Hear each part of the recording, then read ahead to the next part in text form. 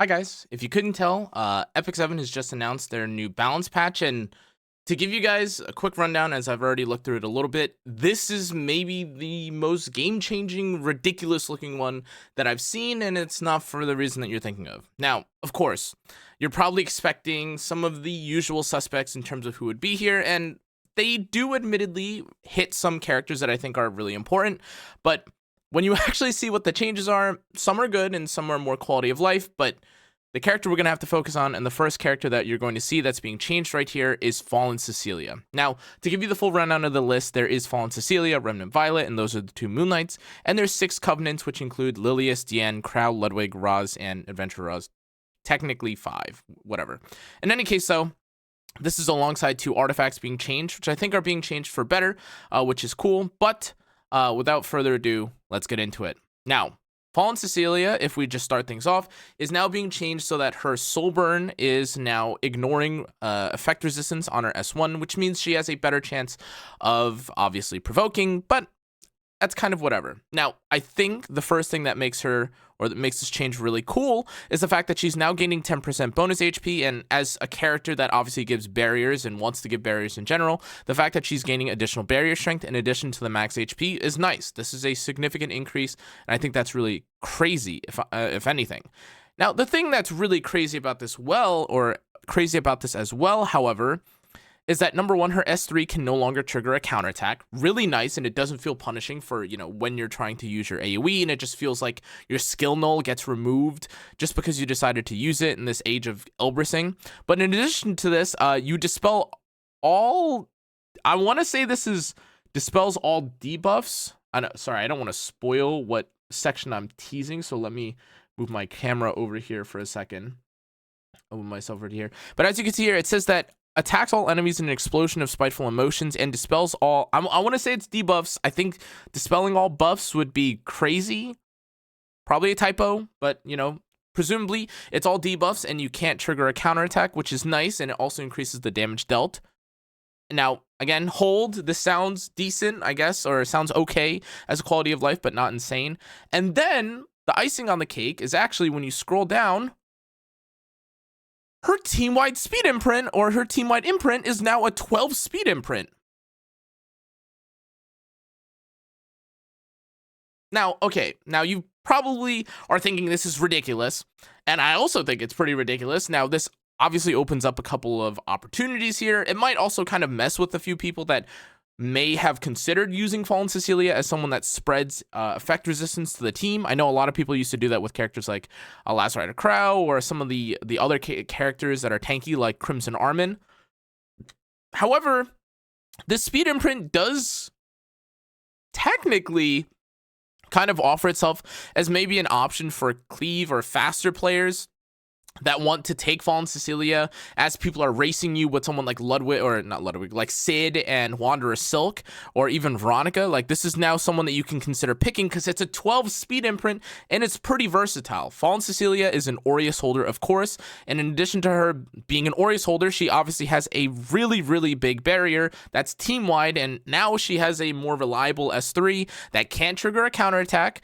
However, it would presumably put any character that has some like counterattack mechanic like Albedo, or I'm trying to think of what the other character is.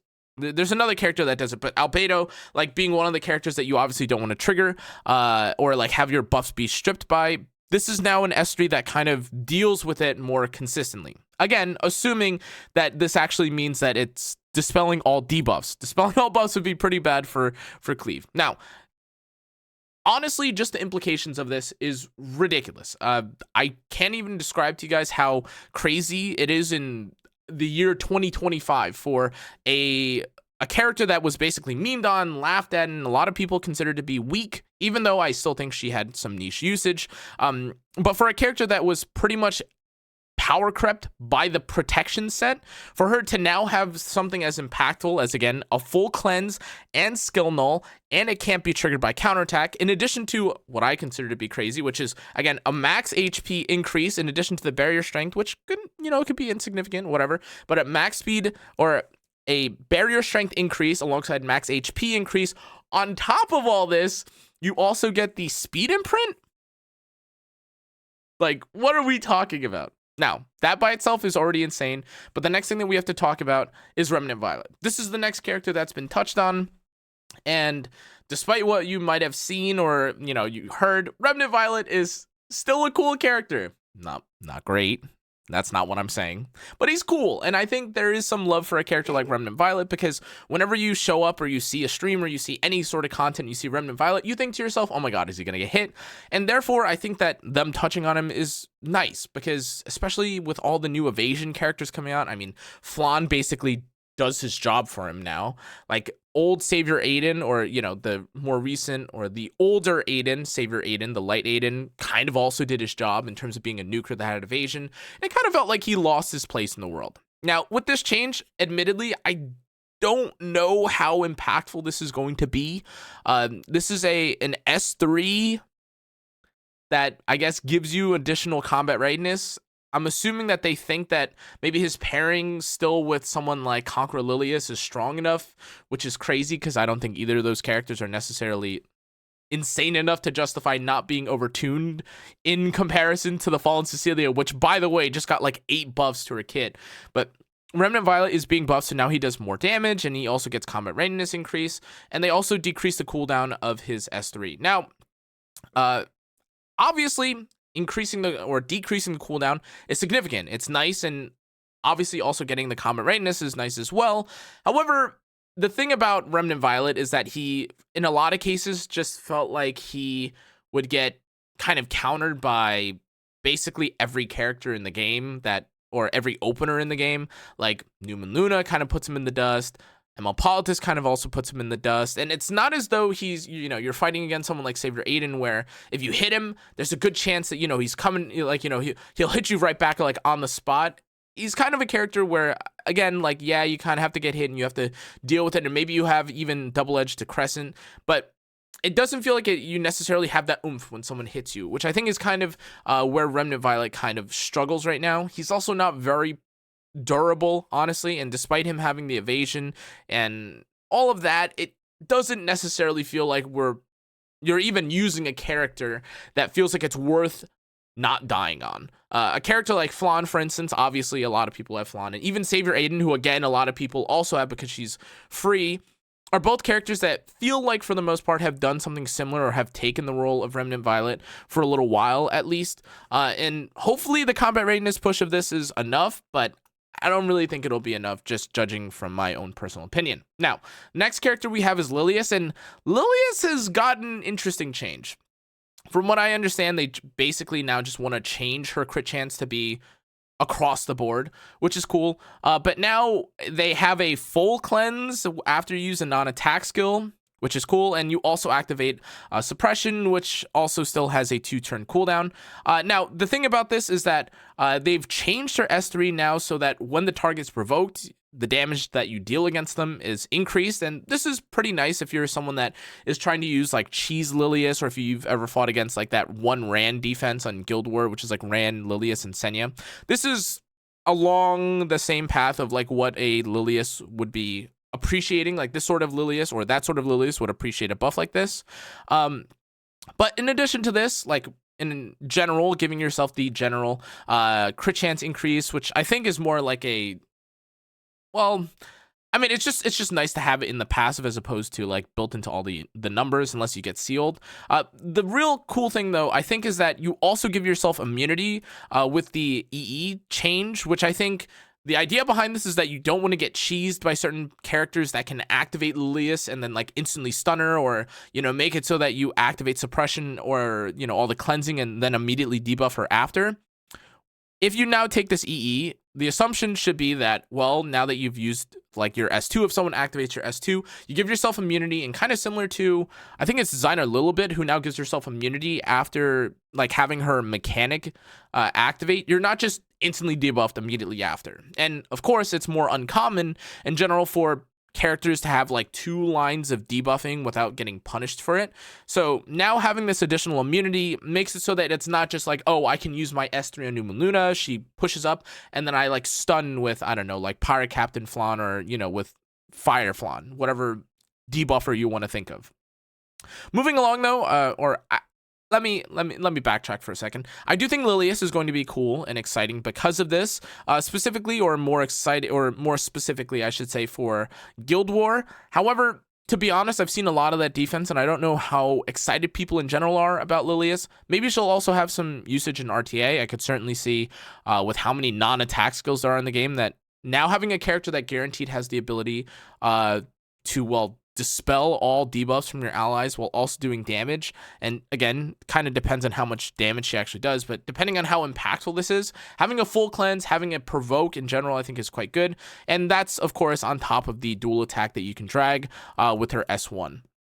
Now, for Diene, they're changing her around kind of in terms of the way that her mechanics work, which I think is kind of fine. But what they're now doing is, first and foremost, with her S3, they're changing it now that so that you dispel all debuffs from allies, which is cool. Now, again, formerly, I believe it was her S2 that dispelled debuffs from her allies and also gave you a barrier, but now they're changing it to her S3, which is fine. But the reason why they're doing this is because they're changing basically where the buffs come from. So with her S3 now, they're dispelling all the debuffs from allies, but in addition to this, you're gaining the critical hit resistance and pen resistance, which now obviously makes it feel more like this is the defensive ability. However, with Blessing of the Goddess, which I believe is her S2, now they're making it so that you increase the attack and also provide a barrier to your allies, which is just kind of a functional systematic change basically. I think this is fine. I think it does feel better in general, or it does make more thematic sense if, as you're getting the critical hit resistance, you're also giving yourself some sort of defensive, whether that's a defense buff or whether that's pen resistance, which is really nice in this age of every character in the game defense penning. I think that Diene would probably, or people that are taking Diene for maybe slower games where they maybe don't want to get one shot by like a Senya, or they don't want to deal with all the defense penetration in the game, maybe from a character like Candy might be kind of nice. But in general, I don't know if this necessarily puts her back on the map. I think slower players absolutely certainly can use Diene maybe as a pocket or a niche. However, I think that in general, whenever they introduce new characters, people test her out, which give her a bit of a bump in terms of play. And I don't think that the pen resistance is insignificant, and I also think the full dispel is pretty interesting and pretty cool too. However, what I've noticed recently is that whenever you have a character that needs or uses like a full dispel, that usually means you're taking them into someone like Harsetti, or you're taking them into someone that you're trying to avoid dealing with a load of debuffs from. But since that's also kind of been the meta, like this dispel all meta, a lot of characters that are powerful nowadays are characters that debuff frequently, but in small amounts, i.e. like, you know, someone like Death Dealer Ray, even if you cleanse, like say one of the Venoms, having Venoms every single turn or from every single character means that you need a different kind of cleanse mechanic to deal with this. That being said, still think she's cool. I'm sure people are probably going to try and make her work, especially for slow play. We'll see though. Now, Krau is another really insane character, and arguably who I'd consider to be the most insane of the RGB changes on this list. Now, if you guys aren't familiar with Krau already, he's got this whole like horse you mechanic, which is that when you lose enough health, he just runs himself into you like with his horse. And normally, like, that character doesn't really do enough specifically to justify playing him, just because there's other characters like Yulha, there's, Sage Ball, or, more specialized nukes that kind of make Krau, or that have made Krau fall off. But now they're changing him so that he just has built-in Aureus now, which is crazy. But you only have the Aureus assuming that your S3 isn't on cooldown. Cool.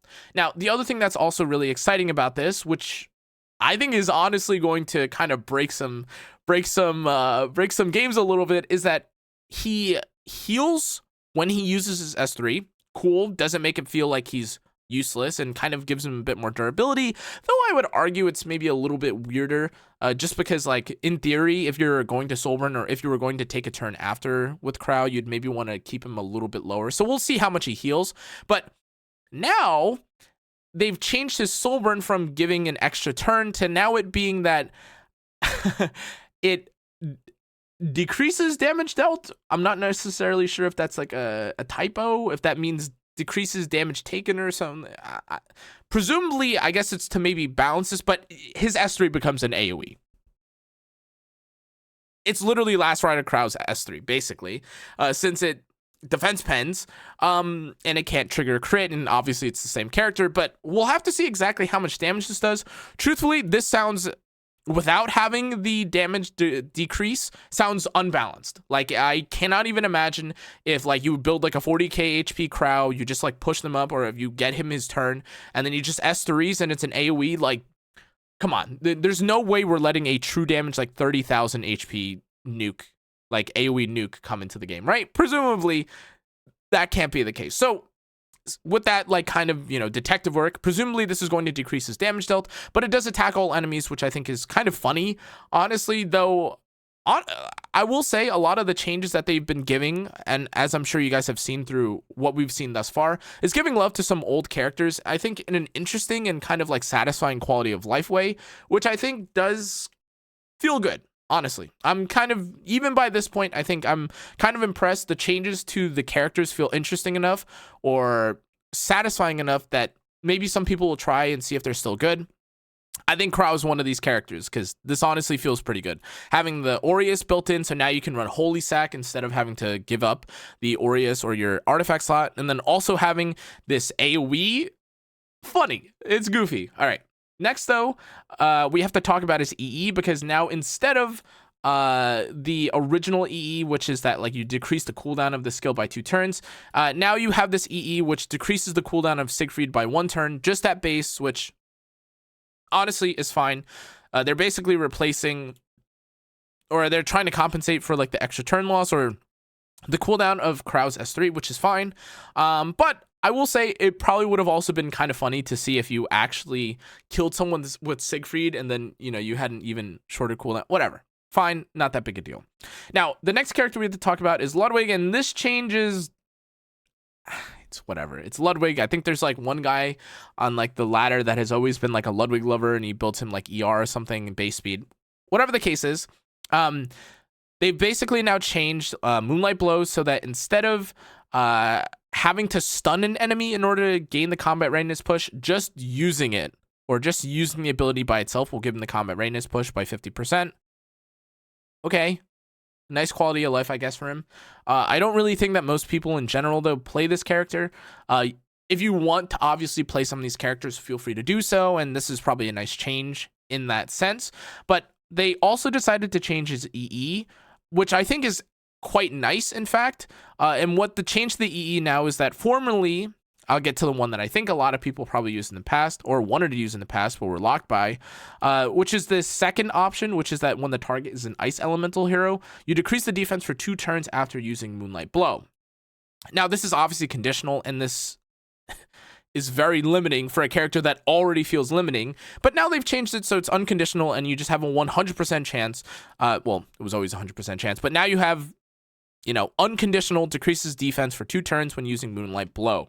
Now, again, this is a single target defense break, which I think is cool, but obviously it's not the insanity or not the self-sufficient kind of character that you might necessarily want out of a cleave option right now. Characters nowadays from the cleave option have like some sort of like self-fulfilling mechanic in them. More notably, if you've like played his counterpart, ML Ludwig is very self-sufficient. He has hit chance buff, attack buff, and he's got like a big AoE, and he's got defense pen built into his kit. Other characters, Flan has got defensives and all this stuff. And while I do think that Ludwig having invincibility and the combat readiness push is nice, I don't necessarily know if even defense breaking one target and being self-sufficient in that sense is necessarily crazy enough to justify.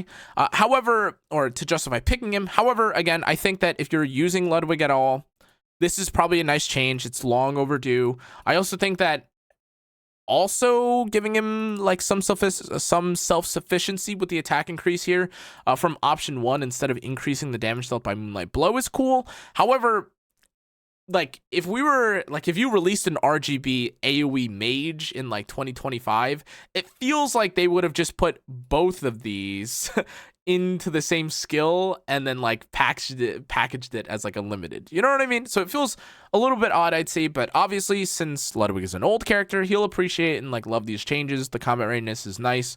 But not meta defining, is what I'd say.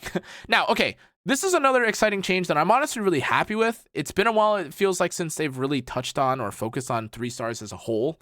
So let's just get into it. First and foremost, this Roz change, okay, like it is what it is. However, with the way that Roz is, or with the way that Roz works, presumably all these changes will go on to the like adventurer Roz. I don't know why they even split it, but like whatever, I guess they're just trying to split the runes and stuff. But anyways, so Roz at base is having a bit of his damage dealt increased, which is okay, whatever. But Sword of the Air, which is his S3, now increases the defense of all allies for 2 turns, which is really nice. But you have to also remember here that based on the wording here, you aren't, or they're getting rid of the recovery from the caster's health in doing this. Now, okay, that's like fine, but truthfully, Roz, though he is nice as a tank, having the AoE defense is nicer because he's more of a utility tank now. But I do think that there were a lot of people that in the past did use Roz as a self-healing drain tank, or not drain, but he had a more consistent recovery system built into his mechanic, which I thought was a little bit nice. And I think since it's been so long since anyone has even used Roz in general, this might not feel that good. But the thing that I'm actually a bit more concerned about is if anyone, or if people, or if PvE players were using Roz in some of their content and they wanted him to be a bit more durable, not having this heal might actually affect a few teams. I'm not exactly sure to what extent this might affect if you're using him for something like that one spider boss, I think in Hellraid, or whatever the boss is where like you fight like multiple spiders and you get burnt and stuff, and this might affect him in that sense. Who knows? Not having heals, again, I can't really say for sure how bad removing the heal is, but I do think that in general, having the defense increase to all allies is nice. It's exciting, and honestly, it kind of puts him in line, I guess, a little bit with the other defensive tanks that we have in the game. But let's move along, because in addition to the changes, oh wait.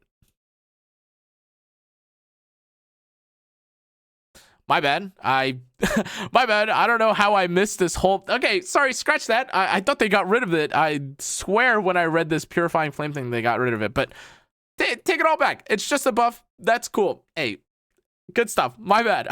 Now, the other thing that I thought was, well, honestly, I thought this was supposed to compensate for the fact that they got rid of the heal. But this new Solitude rune change is another what I consider to be quality of life update, which I think is really exciting. And that's the fact that with the change to the Solitude rune, it's no longer that you now have to experience a single target attack in order to activate the shield. Now, not only is it a whenever the ally in the back row is attacked when they're below 50% health and they gain the barrier, they've also increased the duration of this from 2 turns to 3 turns. Really cool. Now, another fantastic update and quality of life, I think, to Roz that they've added as well is that though in the past he had a 60% chance to defense break, he's also now gotten an 85% chance. I was really leading up to this whole, well, like the lack of healing makes him more of a utility tank now as opposed to a healing tank, but that script is thrown out. Anyways, all the changes here, really exciting. He's getting more healing. He's getting more damage. Damage is kind of whatever, unless if it actually feels like he's got some Last Rider Krau level damage. But don't know if that's going to be the case. However, the less limitations that he now has on his Solitude rune and him not having to only experience like getting single target attacked or his ally getting single target attacked to get the barrier is nice. It also lasts longer, so it feels like you can actually make use of the barrier for a little bit longer. Also cool. But more than anything else, I think that having this 85% chance to decrease defense or defense break is really nice, just because, especially if you're a PvE gamer, honestly, trying to fish for the same boss that I'm talking about, where you have to use the S2 on like any of these PvE bosses, and it's a 60% chance. Oh god, like why? But anyways, the changes to Raz look amazing. They look really nice, and more than anything else, I think it's exciting, very admirable, and honestly, just in general, very pleasant, I should say. I'm trying to give you more thesaurus words for nice and happy feeling that they've decided to change 3-star and or RGB characters, because especially in the landscape of E7 recently, it's felt like if you don't have the limited, if you don't have the ML5, if you don't have this crazy character, don't pick them. But some of these changes, though not maybe pushing the RGBs into meta, some of these changes still feel nice for players that want to play these old characters, and they still feel, or you'll still want them to feel relevant or even have enough stats to compare to the other characters in the game. Now we're going to move on to the artifacts. The first change that we have is to Wings of Light and Shadow. This is honestly like an artifact that almost no one uses. Now, again, the way that this works has now been changed functionally, so it's more general functionally leaning, which is nice because it kind of doesn't make sense how all the artifacts in the past were like super conditional, and then like after enough time passes they just make it unconditional. This is like basically the case for like half the artifacts in the game, where they go from like you have like Samsara bead, which is like a very conditional like whatever, to now being, or well, I guess Samsara is a bad example, but like in general there's artifacts that are specifically designed only when you do like single target, or like only when you are like under a certain amount of health, and now you have like a portion of the damage, or you just have the effect completely unconditional or without conditionals in mind. And for this, having the crit chance is nice, but in addition, the change is now going from when attacking, if a critical hit is made and you increase the damage of the next attack by 10 to 20%.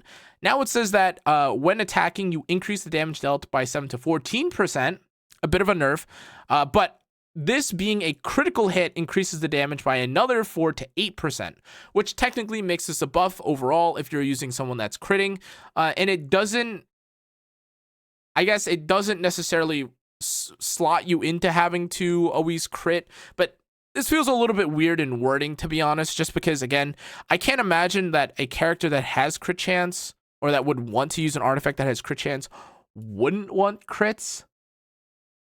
Like, this is, in theory, supposed to be for characters, or if you wanted to use this on a character that doesn't crit, obviously, because it says it's just by 7 to 14%. And furthermore, like, the other half of the artifact says that it's a critical hit increases damage of the next attack by 4 to 8. Like, why would you use a critical artifact or a critical hit chance giving artifact, but not want to, you know what I mean? Whatever the case is, this one feels a bit more odd in phrasing. I might be missing a character that might be able to use this. But just in general, I feel like the wording of this is a little weird. However, I think that what we had before with this artifact doesn't really make any sense either, which is like it's a very conditional attack increase, or it's a very conditional damage increase, crit wise, but okay, I guess just having the additional damage is nice.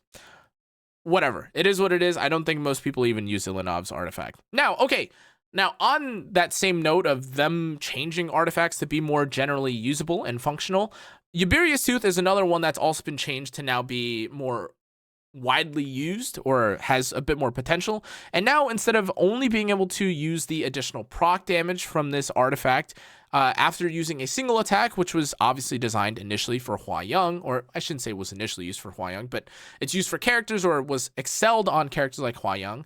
Now they've changed it so that characters now have the chance to proc it entirely so long as you attack. That means that AoE characters can use this, and it does open up a couple of possibilities for the warrior class. However, off the top of my head, I don't know if there's anyone that I would think of right now that would maybe want to do this as it is right now. I'm trying to think if there's like warrior wise, I guess like maybe I'm gonna have to go to Cecilia bot real quick to see if there's like literally a character that I can think of here. AoE. I guess like maybe if you want to use it on someone like Rem or Shu, not really though. Maybe Immortal Wukong S1. You kind of see what I get here. You kind of see what I mean here though, right? Like the Uberius Tooth, especially like when you're just talking about attack scaling characters specifically, it feels like there's not an insane number of characters that would want this specifically. You're probably looking at one of the crit characters, or sorry, one of the attack or bruisery characters in this case, but until they release a character that does this, don't know for sure exactly who will actually be able to use this. In any case though, guys, that was the changes for E7's balance patch. I'm honestly impressed. It looks really cool. The characters, again, this increased roster list I think is always nice. I think them touching on 3 stars is also really nice. Apologies again for that, the mix up on Roz. I swear, like the wording or something changed up on me, but I'm just a Pepega. I just misread it. In any case, winners though, Fallen Cecilia, the most obvious winner of the patch, I would say. Probably next up is Krau. He's got just like a flat out increase in terms of how, or like just playability increase in terms of how his kit works and the quality of life. And then I would say Adventurer Roz is probably the next, or probably tied with Krau in terms of the buff that he's received. But again, these are RGBs. Nowadays, you have to contend with protection set. You have to contend with, you know, Ilanov's defense penetration and like the gargantuan buffs that she gives. The combat readiness increases. Things like this will kind of influence whether or not some of these knights will be picked. And again, the knight class is pretty contested right now, so we'll see. But as always, guys, if you enjoyed today's content, feel free to leave a comment. Let me know what you think of today's balance patch. And yeah, thanks again for watching. Hope you guys enjoyed. Hope you guys tune into the next one, maybe. If you'd like to see more of this content, check out the rest of my socials. I'll see you guys all in the next one, though. Stay safe, stay healthy, everyone. Good night, good afternoon, goodbye. Enjoy.